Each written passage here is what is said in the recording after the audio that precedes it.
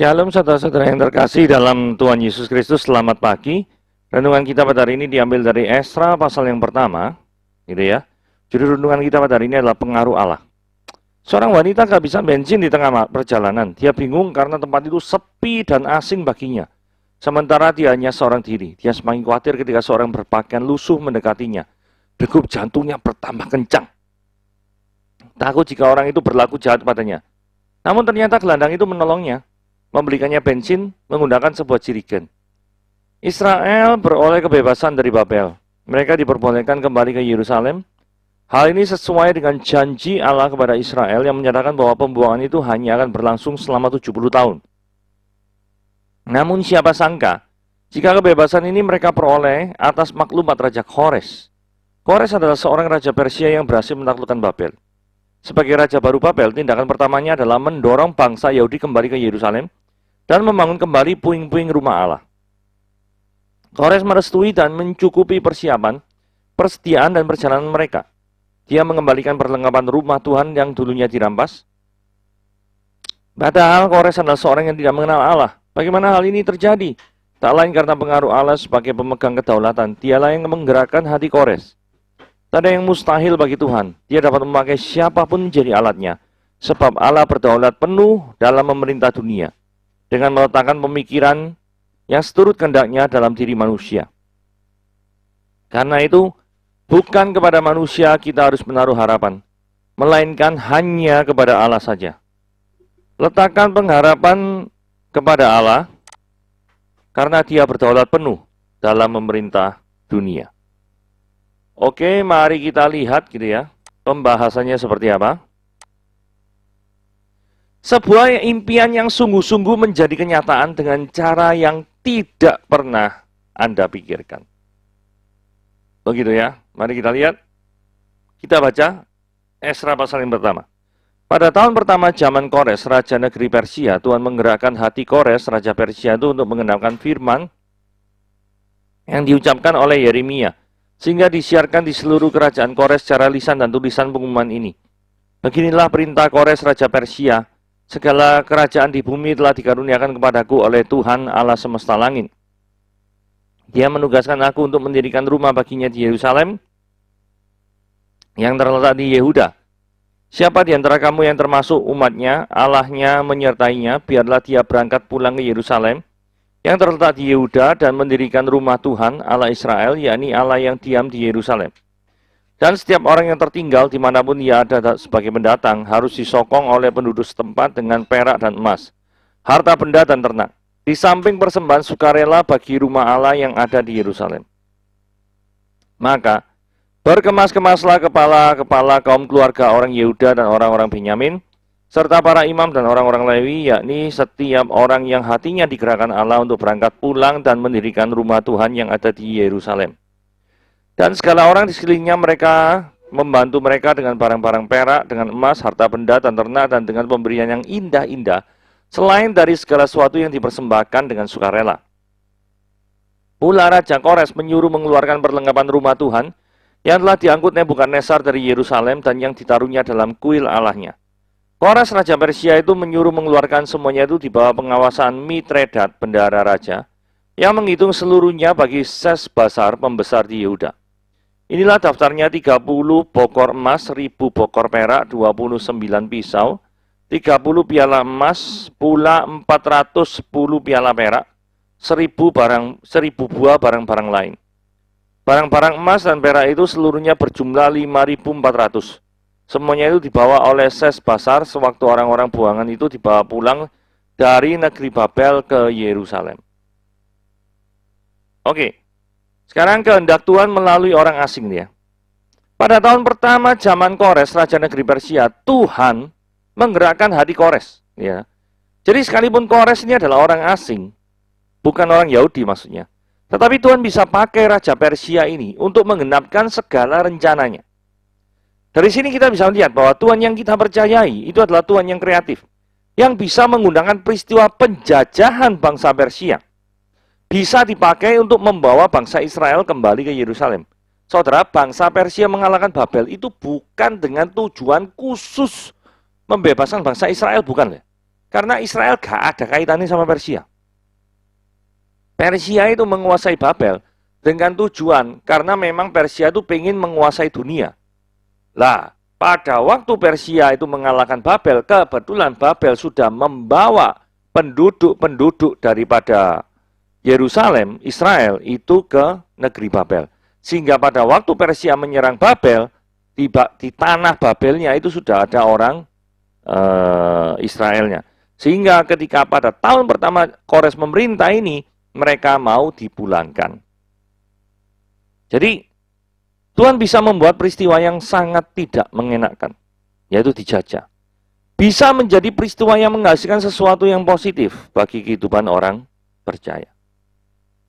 Kita harus memahami makna ini dalam-dalam ya. Tuhan bisa menggunakan peristiwa yang menurut kita itu tidak mengenakan.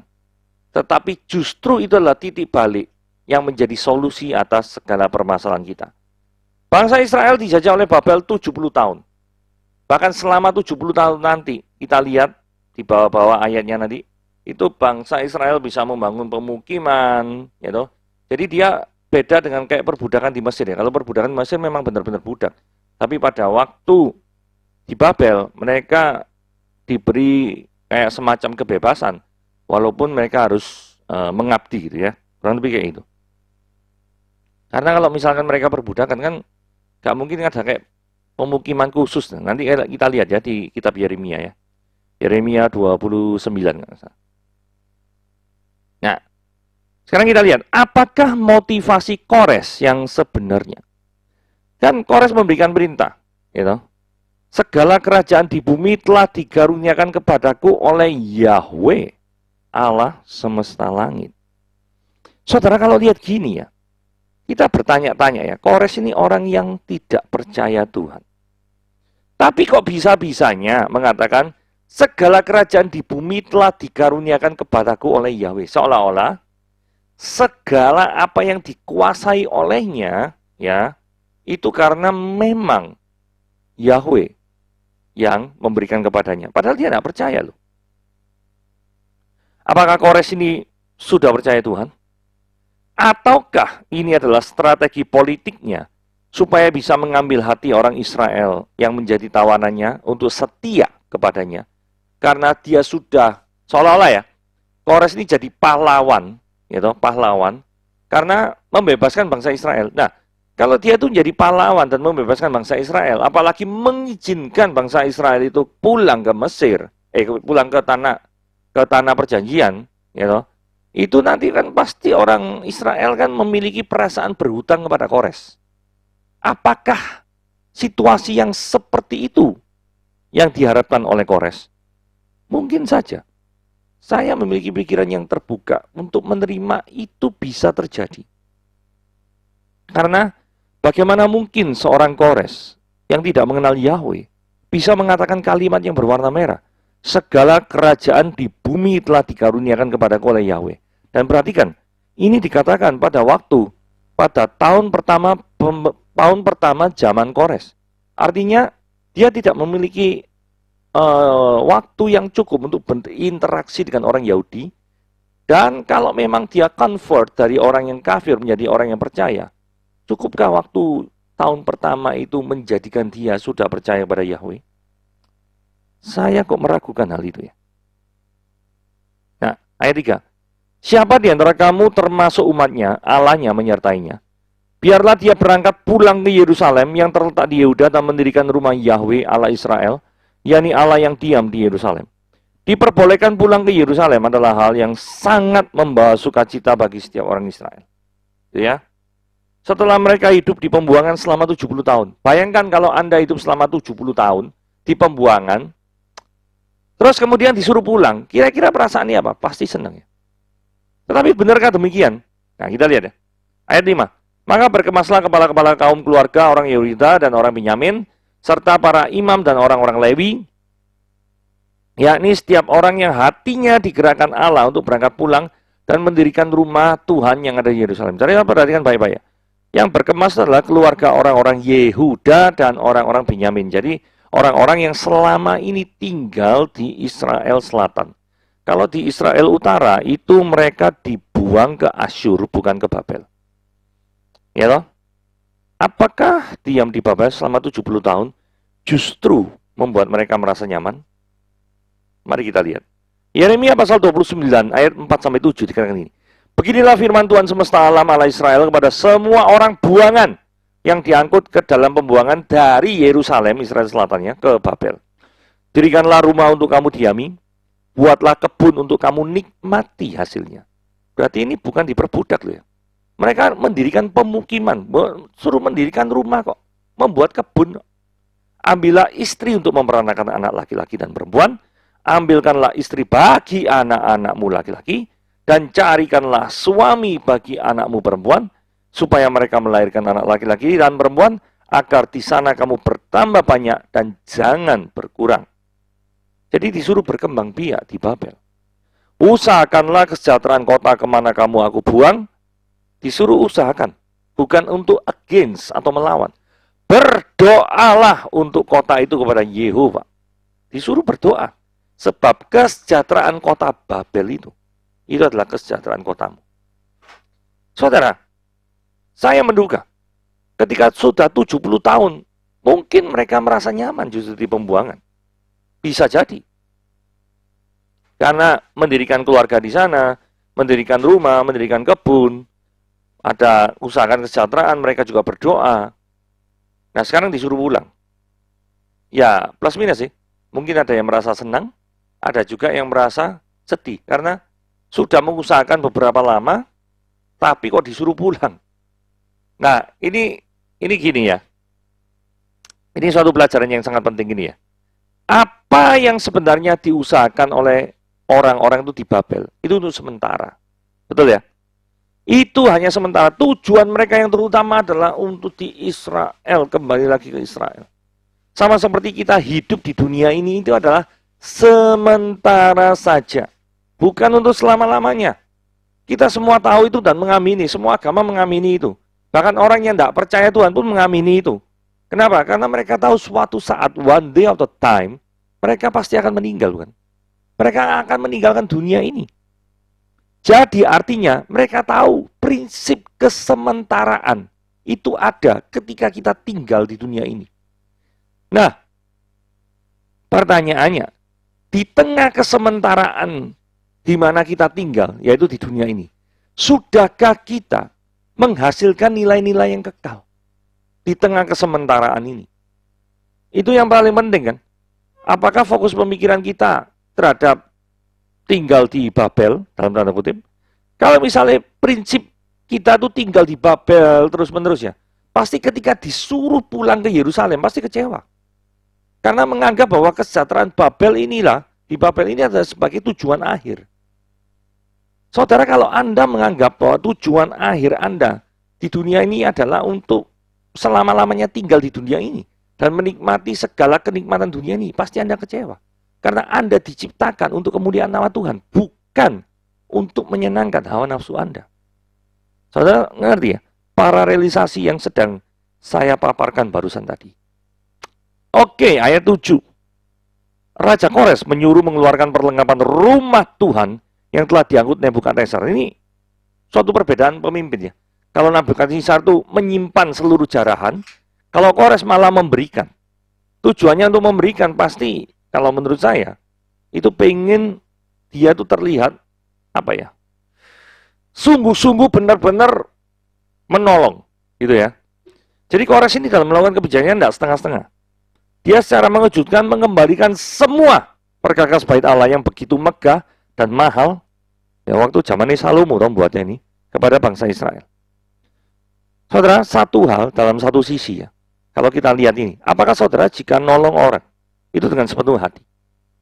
Kalau saudara jawab iya, apakah kesepenuhan hati saudara itu, yang barusan saudara akui, itu tercermin dalam perilaku atau tindakan saudara? Karena seringkali orang tanya, apakah kamu mau nolong sungguh-sungguh orang ini? Iya. Tapi ketika dimintai sumbangan, apa enggak mau nyumbang? Orang repot ini. Atau ketika, apakah engkau sungguh-sungguh mau melayani Tuhan? Tapi kalau disuruh, misalkan ya, berkorban waktunya untuk kemuliaan nama Tuhan, enggak mau. Alasan repot, padahal piknik gitu misalkan ya. Nah, susah yang model kayak gini. Jadi barang-barang bait suci itu sangat bernilai. Tapi karena Kores merasa bahwa hal tersebut bukan miliknya dan memiliki nilai spiritual bagi bangsa Yahudi, maka dia memutuskan untuk mengembalikan itu semua kepada bangsa Yahudi. Saudara, ini penting sekali ya. Kalau misalkan saudara tuh pengen memiliki semuanya, padahal sebenarnya saudara tidak butuh itu, maka saudara pasti akan menderita. Karena apa? Karena Tuhan hanya akan memberikan kepada saudara apa yang saudara butuhkan, bukan apa yang saudara inginkan. Karena kalau menginginkan ya, mengikuti semua dorongan hawa nafsu saudara, Anda kita menjadi manusia yang serakah, dan itu tidak berkenan di hadapan Tuhan. Sedangkan Tuhan berkenannya kepada orang-orang yang dicukupi kebutuhannya itu sesuai dengan kehendaknya, bukan sesuai dengan kemauan hawa nafsunya. Jadi hati Kores tidak melekat pada harta benda dari hasil rampasan, bekas rampasan daripada Nebukadnezar. Atau mungkin dia tidak ingin. Jadi kan zamannya Nebukadnezar, saya tidak mau ikut-ikut. Kalau Nebukadnezar merampas, Kores ini memberi. Wah, apa itu image yang ingin dibangun oleh Kores di mata orang Yahudi? Saya tidak mengerti, tapi mungkin saja seperti itu. Jadi kalau misalkan orang Yahudi selama ini membenci daripada Nebukadnezar karena mengambil barang mereka, tapi ketika melihat Kores memberikan daripada barang mereka kembali, apalagi mengizinkan mereka pulang ke Yerusalem, maka ada perasaan utang budi bukan kepada Kores. Saudara mulai mengerti ya? Oke. Ayat 8. Kores Raja Persia itu menyuruh mengeluarkan semuanya itu di bawah pengawasan Mitredat. Nah ini ya, ini barang-barang berharga. Segala barang-barang berharga ini harus ada penanggung jawabnya. Dalam hal ini di versi Persia atau di pihak Persia itu Mitredat. Sedangkan untuk orang Yehuda yang menerima daripada barang-barang itu adalah Sesbasar. Barang-barangnya banyak ya, 30 bokor emas, 1000 bokor perak, 1000 ya nak kira-kira nih ya.